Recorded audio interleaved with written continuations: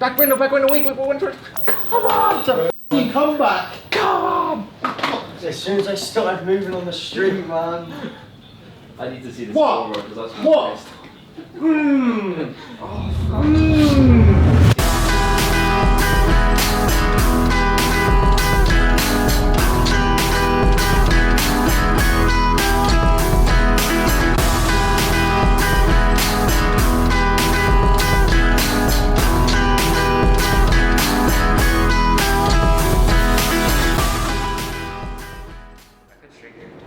Why try Close ticket. Tickets that go to hill. One long as well. I'm not getting One Dad? Wait, I've got three. Oh my god, they're all lined up, let's go. Go across you can. Yeah, so winning the Kickoff Classic, obviously we played Seattle. Ultra, they are your Kickoff Classic champions. Fairly new team, very talented roster. Both these teams are looking fantastic, and if Kickoff Classic was anything to go by, this should be about. Going into the game, first two maps weren't even close, to be honest with you. Surge go up 2-0. Two dominant maps, back to back. And frankly, they're making it look easy. The last three maps, we were like, right, let's kick it into gear. We won the first two, then round 11 comes round, we get first blood. They call on a streak. Me and Cam get picked off. Leaves Toby and Ben into a 2v3. Seattle Surge maintain advantage for now as the bomb goes down on B. Someone needs to make the big play. Vance just saw Sim. I've got no idea that accuracy's close by. Kleenex finds one. 2v2. Accuracy's on the defuse. Vance. Oh my god! He's not. Is he going to check it? Here comes Kleenex. I was definitely a bit annoyed, a bit frustrated, but I mean, these losses are always more educational than they are, hurting. It's the first game of the season. It's a very long season, so there's not much to dwell on. It's just go back to the drawing board and just learn from mistakes.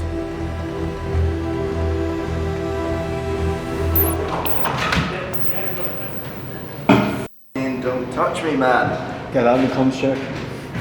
I woke up about 1 PM to a FaceTime from Ben and Jamie telling me to get my kit on. Didn't know at first that it was actually serious, but then I found out Cam had COVID the morning, so yeah, it was about 3 hours before the game I found out. I was excited. It was exciting. Everyone wants to play, obviously, everyone wants to start. Try look at me. Yeah, we got this. He probably made all the clutch moments for us to win. We took that 3-0, but another close one. I think it was a 1-point hard point, a 6-5 S&D and a 3-2 control. It feels good, obviously, because if I would have come in and we lost, everyone would have just been saying, oh, need Cam, but it feels good to not be like, you come in as a sub and you lose. That would have been awful, so it was good to get the win. Charlie, yes man.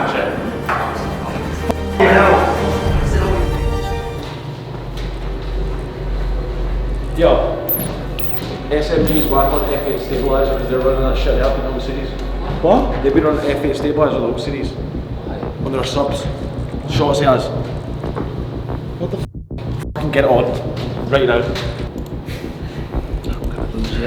Are they using lightweight trigger and pistol? Oh yeah. I mean, the F8 stabiliser does it for me, I'm afraid. Yeah, F8 stabiliser might be the fucking stupid OP. No, actually, you can't believe it. We put it, yeah, I'll address it. Yeah. The F8 situation with Shotzi, it was unfortunate. His classes reset, and obviously he was just in the zone, just quickly making his classes. And there's obviously a reason why we don't use it, so it does make a difference. Whether that be 1 or 2 kills he made. I feel like the only big map it probably made a difference on was the first map. He dropped 40 kills with a 7-point game on Bocage. That's a big difference. And we were all obviously angry, as we would be. We tried putting it on for control, but we took it off just because it's not something you can just put on your gun and just instantly do well with, because it changes the whole gun. It changes your sprint to fire, everything like that. So everyone's saying, oh, how can we be mad when we pulled it out for the whole of the game 3? We only pulled it out for a few lives. But like I said, the S&D and the control just weren't competitive. They were a way better team than us. So I can't really be too mad. At the end of the day, I don't think we played at our best that day, and I think that that's one of the things that I'd really like to take from it, is just focus on improving going into the major. And I think that really that was a sign of one of our sort of weakest performances that we can show as a team, and we have to, make sure that in the major we do not show up in the same form.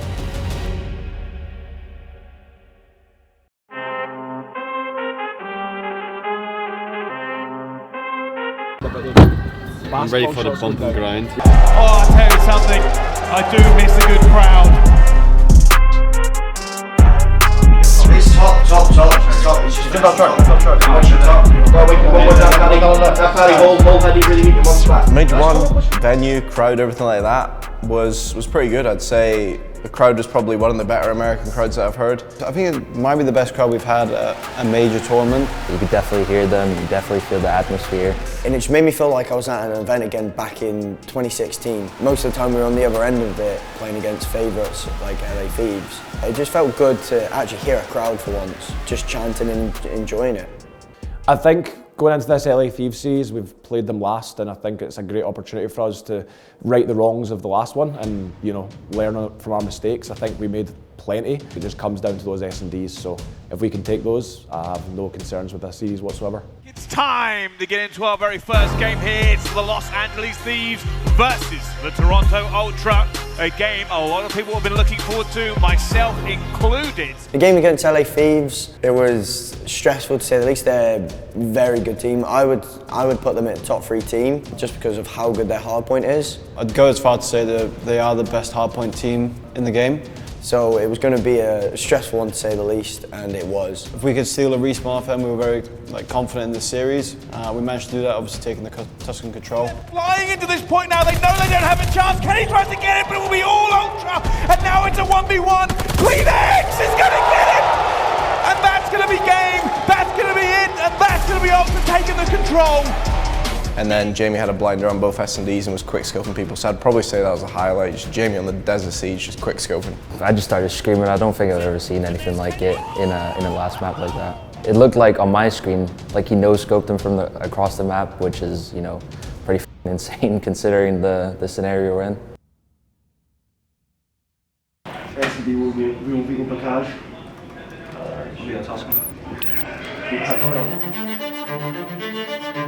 So London this year obviously made a lot of changes, picked up some newer players, some good European challenger players, and it's paid off pretty well for them so far. It's good to see them get an opportunity and actually doing well. There was a series of unfortunate events, I think, on some of the maps, a lot of technical issues and stuff like that, teams, both of us getting kind of iced. Stuff just wasn't going our way, and on top of that we didn't really play our best COD. The rivalry with me and Trey, I just can't beat him. That's all there is to it. The hard point definitely was the main factor why we lost and why we couldn't compete on the highest level of this event. And I think that played a factor in the London match. Like we just couldn't seem to win a hard point match. I think the map 1 was like a big momentum boost for them. Even though we came back and started winning the second map, it was just like, looking back on it now, like they were a really good team throughout the event, and the way we were playing, it makes sense that they beat us on the day. They're a great team. They played well that series, and they probably deserved the win. Especially with how we were playing that event.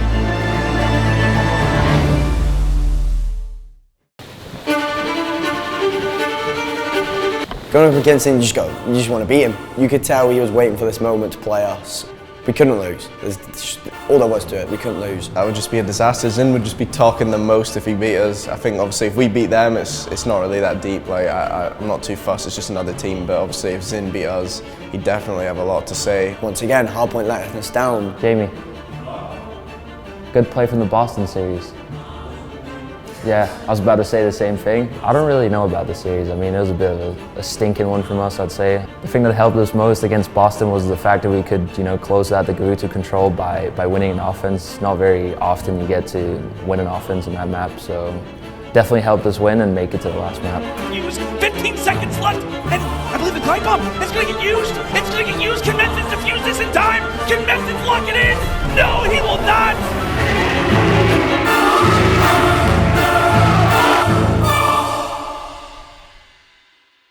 We got smoked by FaZe. Not really much to say. If you make one mistake in one map against them, you're destined to lose. We weren't playing to our full potential, and against a team like FaZe, I mean, you can't afford to not be playing at your full potential. They're a team that's going to punish you for every tiny mistake. They were just outplaying us in every department. This weekend is probably the worst we've played as a team, or it is the worst we've played as a team at a tournament. Hopefully that changes and we sort our things out. I'm sure we will. I have full faith. I'm happy we got top 4, not winning hardpoint. It just shows how good this team is, and you cannot count us out at all. I mean, 0-7 is not acceptable for a team like us, and you know, we're working towards it, and hopefully for the Major 2 we'll be even better. Going into stage 2, the things we need to work on to, I guess, be better. Win hardpoint. As simple as that, win a hardpoint. We need to win a hardpoint. So that's the one thing we're going to be focusing on. We just need to sort out the small things and work on it for Major 2, and I'm sure we'll be back up at the top. Definitely think we showed why we are such a good search team during, you know, the latter stages of Major 1. And if we can bring that respawn up to par, then I definitely think, you know, we're going to be a force to be reckoned with. Super confident about stage 2. I think we know what we need to work on, and I think that's a good feeling as a team. You know what your strengths are, what your weaknesses are, what you need to work on. So I'm super confident going into stage 2.